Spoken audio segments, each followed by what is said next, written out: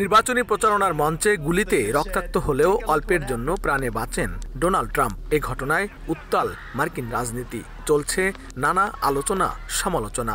বেশ কয়েক মাস ধরে বিভিন্ন ফৌজদারি মামলায় আইনি লড়াই করছেন বিরোধী রিপাবলিকান দলের ডোনাল্ড ট্রাম্প। ঘুরছেন এক আদালত থেকে অন্য আদালতে। এর মধ্যে হত্যার উদ্দেশ্যে ট্রাম্পের উপর চালানো হয় গুলি।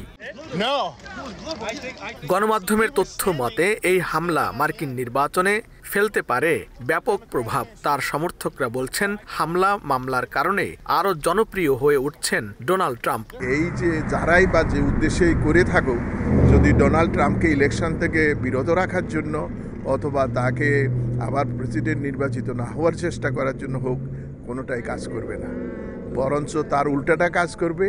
এতে করে তার পার্সোনাল পপুলারিটি অনেক গুণে বেড়ে যাবে।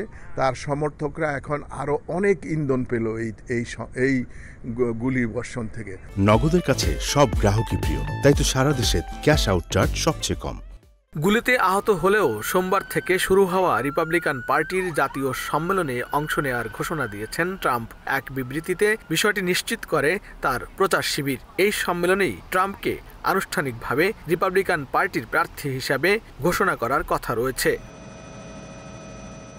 সম্মেলনের ঠিক একদিন আগে ট্রাম্পের ওপর গুলির ঘটনা নির্বাচনের মোড় ঘুরিয়ে দিয়েছে বলে মনে করেন রাজনৈতিক বিশ্লেষকরা। অনেকেই বলছেন এ হামলার কারণে নির্বাচনী লড়াইয়ে এগিয়ে থাকবেন ট্রাম্প, বেকায়দায় পড়বেন জো বাইডেন। এরই মধ্যে ট্রাম্পের কিছু ঘনিষ্ঠ মিত্র এবং সমর্থক হামলার জন্য বাইডেনকে দোষারোপ করেছেন।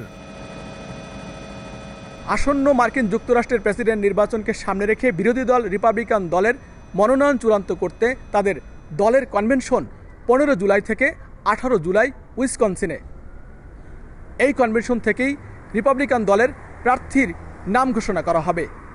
সেই দৌড়ে সবার আগে যিনি রয়েছেন তিনি হলেন মার্কিন যুক্তরাষ্ট্রের সাবেক প্রেসিডেন্ট ডোনাল্ড ট্রাম্প।